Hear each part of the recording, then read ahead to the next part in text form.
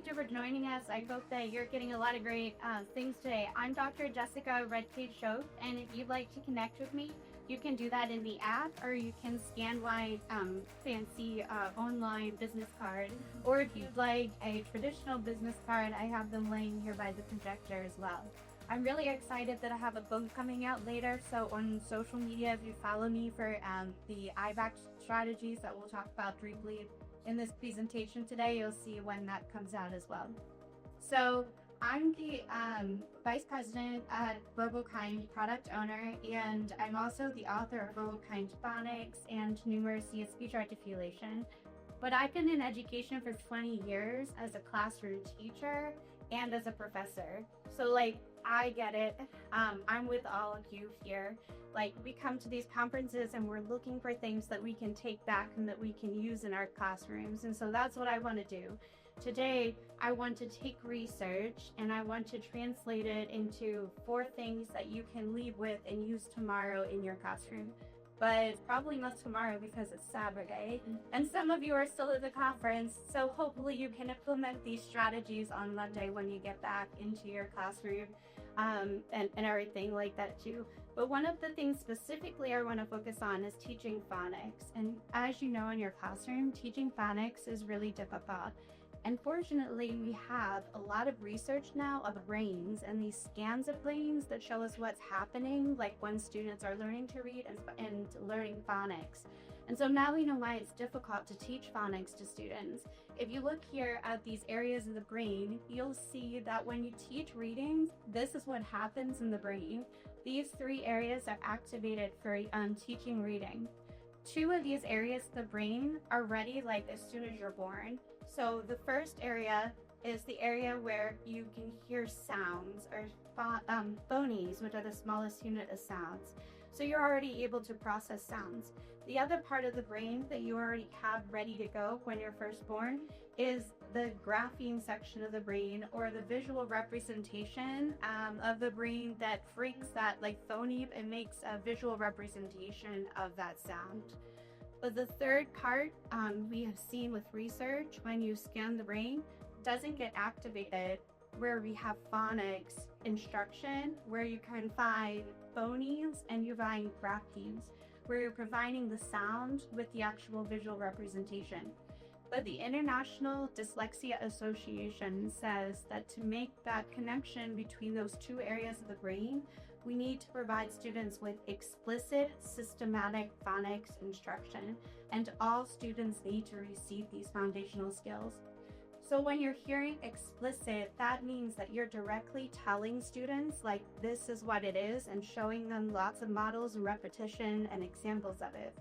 When you're looking at systematic instruction, you're looking at ensuring that students understand a logical sequence of teaching them how to read, that it makes sense for them. So these structured literacy approaches align with the science of reading, which is basically just the body of research showing us how do we teach students. And we need to take that and put that into practice and align it with our IEP goals and our standards in our classrooms for our students, and use evidence-based practices, which is why our curriculum's case endorsed, because we use these evidence-based practices. If you've seen their booth when they're here, for the case endorsements and things like that too. So at the end of this, you're going to have lots of resources that you can access that show you how to align your curriculum with IEP standards, the science of reading, and applications and different things. I'll give all of this to you at the end, so you'll have those things here as well. So the first thing I want to share with you, Monday when you get back to the classroom, you can look at implementing a sound wall or a Vowel Valley in your classroom. Research is super clear. We need to ensure that we use sound walls and Vowel Valleys in our classroom to teach phonics. And the reason you change in education from word walls to sound walls is because it helps this explicit and systematic instructions of phonics in your classroom. So if you've heard of word walls previously, that just means that you have A to Z listed in your classroom, and under each one you have all of these sight works that you're teaching. That's different than a sound wall or vowel valley. A sound wall or a vowel valley is used in your classroom to make sure that you're explicitly giving a visual to the student to know and understand how the mouth looks when it's producing that specific phoneme or that sound in your classroom. The reason a sound wall in vowel valley is systematic, which we talked about is important to use in your classroom, is because it's the sequence of order of visual representation of how you produce the different sounds. So first, a sound wall, and if you picked one up when you came in, you have this like in front of you, the consonant sound wall. If you didn't, at the end, you'll have all my resources, I promise. Plus, you have my contact information now, so you can find me. But for a consonant sound wall, what we do is we group everything together about where you produce the sound in your mouth. And so they're organized in a way that helps students grasp the concept and hold on to this, and we get retention, and then they can remember and understand that systematic way that we're instructing them with. In addition to that, we're showing them, like, here's a visual of what your mouth should look like. Here's an example of a word that starts with that sound. And then we're telling the student if that sound is voiced or unvoiced. If you look at your sound wall and you look at the letters P and B, you see they are placed side by side. The reason for that is because they both visually look the same. You do the same thing with your mouth for both letters. However, one letter is voiced and one is unvoiced. So you teach students, and you see the little like speech bubble next to the one that's voiced on the sound wall that I provided to you.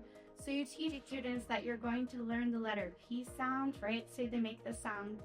When they do, they put their hand on their throat right here and feel if there's a vibration or not. So do that now. You make the P sound. You feel your throat is not making that vibration sound. Now do the same formation with your mouth, but do it with the B sound. Do you feel your vibration? Yeah, because that's a voiced sound. So the reason you're also going to see the cards grouped together the way that they are is because we're teaching students that your mouth is formed the same way, but one is voiced and one is unvoiced. So this is a consonant sound wall, but then on the back of your paper, you're going to see a vowel valley. Vowel valley is helpful because the vowel valley introduces sounds based on how you're going to be moving your mouth to produce those sounds. So in your classrooms, everybody probably heard this growing up too. I know that I did, and I know that I did this when I was in the classroom with my students too when I first started. Like I say, hey, the vowels are A, B, I, O, U, and sometimes Y, right? Well, there's actually 19 vowel sounds, right? So if you're using this vowel valley with your students, you're going to help them understand what all of those different sounds are that they're going to be coming across. And you see that it's in the shape of a valley, and the reason for that is because it's like your chin. If you start up at the very top with the vowel valley, you'll see that it makes for the sound E. You'll see that your chin is up, but as you go down through the vowel valley and you make the sound, you see that your chin goes down. And so this valley is actually a visual representation of what your mouth is doing when you're producing the different sounds. And so that's why we group these together. So the research is very clear that if you're not using sound walls or vowel valleys in your classroom, you want to get this into with your students, but explicitly teaching each one so they have an understanding of what it is. With RoboKind Phonics, we have a digital sound wall, and I'm giving you access to this for 14 days for free at the end of this if you want to try it. But essentially how it works is when you click on one, it will play an example of the sound for you, and then with the audio clip. And then for the video, it shows you an X-ray video. So you're not just seeing like a video of how to produce the sound, you're seeing an X-ray. So it's so explicit and direct for you. So you definitely are understanding how to produce that sound. So the first strategy that you can take away from this, that research is super clear, you need to make sure that students are understanding those sounds and how they make sense and connect together, and then using those into your classroom. The second thing I want to share with you today based on research is that we know well, my presentation is still going on there, so I'll move it along with us. Okay, so the next thing is that you want to make sure that students see themselves practicing these sounds in mirrors. So if you don't have mirrors in your classroom, but you're like a one-to-one tech classroom, or you can turn on those devices and turn on those cameras on your devices and use them as a camera meter. What we want to have happen is we want students to be looking at their mouth, and we want the student to be practicing those sounds and looking at those examples. And then we want to make sure that we're giving the students the right prompting to go along with what they're seeing. So at the end of this session, when you scan, you'll be able to get a phoneme guide. So for each phoneme that you're instructing in your classroom, you're going to be able to see the directions that you need to tell the student, like, what are your lips doing? What is your tongue doing? What are your teeth doing with this sound? And so you can reference that. In addition, you're going to find an English language learner guide where you can look at students in their native language for each phoneme, and you can see like how, if they don't have that current sound in that language, different ways as a teacher that you can prompt them and help guide them through that process. So the second thing for the takeaway from today is I want you to refer to this phoneme guide after our session and pull it up and use it when students are looking in the mirror or looking at a device with the camera mirror on, to help make sure that students are getting that prompting that they need and guiding them there along the way. That takes us to the third thing that you can do in your classroom to help your students. The third thing that research is clear about is that it helps when you chunk material that you're teaching to students in your classroom. So this doesn't only apply to phonics, right? This applies to lots of concepts that we're teaching. But what you want to make sure that you do is, like, if you have a 30-minute lesson, that you strategically break it apart every like 5 minutes and make sure that those same skills that you're practicing are grouped together in the lesson. So when you get to the end of those 5 minutes, it also helps you with your pace. I have seen a lot of free service teachers, and like often when they're first starting out, like tracking their time management is difficult. And so one of the strategies that have really helped is by saying, I have to teach this lesson. If I break it up into 5-minute segments, I can check my pace in my lesson too. And I can see if I'm keeping like moving along and that we're getting this, and it helps the students refocus by restating what you're teaching. Also, there's research that says some students can learn a concept one time and they get it. But students who are often neurodiverse, it can take up to like 44 times for them to grasp the same concept. So in the 30-minute lessons that I write and design, I try to give exposure 44 times like within that lesson, using different multi-modality inputs. So the students are hearing it, they're seeing it, they have video models of it, but breaking that stuff apart is really going to help. Giving them little tokens or rewards, or if your students need it, you can take a sensory break. So at RoboKind, we had robot teaching assistants. Now we've transitioned to virtual avatars. So I give my students a break with my virtual avatar teaching assistant, Gemini, so they can get up and dance in the lesson.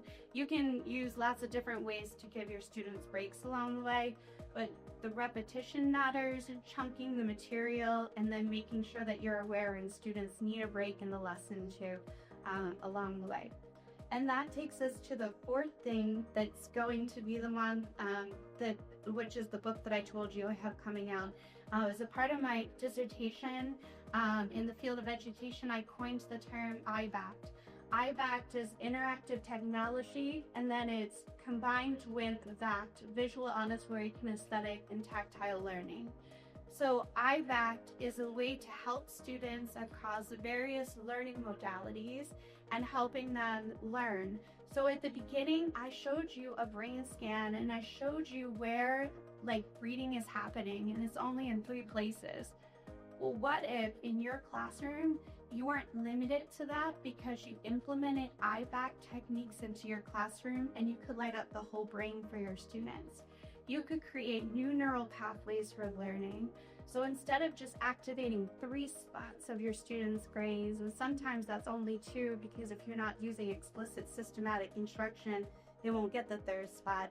But on top of that, activate all of these areas by using these different ways to reach your students in your classroom. So to do this, you would have flashcards, like 6 flashcards, like that would go along with the topic that you're teaching. So if you're teaching like the letter R, you would have R like flashcards with each of the different sounds, and then you would use these to take these flashcards across these different learning centers that I'm going to show to you. And you would have a choice menu in your classroom, because we know that increases intrinsic motivation when students can select which learning centers they want to use. So for the interactive technology, you can have students use this to practice with a spinner and practice saying the sounds. They can trace things using like a digital card to practice writing and recognizing the letter, covering up the letter. And then at our RoboKind booth, if you stop by, you can see our virtual avatar teaching assistant, who gives another way for students to hear the concepts that they're learning along the way as well. Then you look at students who are learning in your classroom who prefer visual activities. There might be some visual learners in here too. So if you're looking at visual activities, this means that you like to see to learn. So a couple of activities that you can do, or learning centers to implement for this, would be like using invisible ink pens. So if you take this invisible ink pen and you write it on paper, and then you shine the light on it, it appears, and so the students can see it. So this is one type of visual activity you can use. Another idea is that you can use crayons, and you can do crayon rubbings over top of the letters, and you can have the students like see them as they come, they get revealed along the way. So these are some visual activities you could try. Let me share with you a couple auditory activities that you can try in your classroom. I'm sure you've all seen the little whisper phones before, so the students can whisper and practice saying the different words that they have here.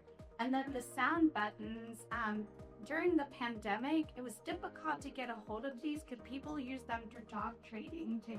But now we have these available again. These little sound buttons are great because when you tap on it, you can record what the word is, and then you can play it back. So you can match it with the different flashcards. And when you get to decoding, you can tap each one and you can hear each sound and put all of them back together.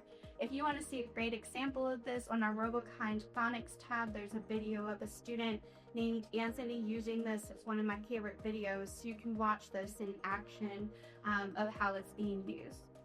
If you're using kinesthetic centers in your classroom, then that means that you're using the gross motor, like the whole body to move. And so for this, you would give students a ball, lay those flashcards out on the floor, and let them bounce it and practice saying it or locating the different ones, or using beanbags to help you too along the way. The next one that we have would be for your tactile learners. Tactile is different than kinesthetic because for tactile, you're looking at fine motor development. So students are developing their finger skills that help them with writing and tasks like this. So for this, you can use gel bags that you can lay over top of the flashcards for tracing. You can use Play-Doh or Craft-Doh. Used to make a lot of different recipes that are out there in my classroom. And then the sand tray is great too, as long as you make a plan not to get things too messy in your classroom too along the way. But what I'd like you to do is remember that these are 4 different things that you can implement that are based on research that help you find evidence-based approaches that are big facts, to help these students learn and have great outcomes for your students. We have lots of research studies that demonstrate the effectiveness of using these things in your instruction with your students that I'd love for you to check out. Today, I want to give you access on your handout that you have. You can scan that QR code, or you can scan the one up here. But this is going to give you 14 days of a free trial for the Phonics program that gives you that digital sound wall, that digital Vowel Valley. But more importantly, all of these things I talked about, if you go into the teacher resources from that free trial, you'll have access to these resources I was talking about with phoneme guidance and instruction, the English language guidance, the aligned into standards and IEPs and evidence-based practice and the science of reading alignment. So we'd love for you to check it out. So I hope these things help you, and I hope you continue to enjoy the conference and you come back to your classrooms feeling excited to bring these research-based evidence to help your students learn and enjoy the process. Thank you.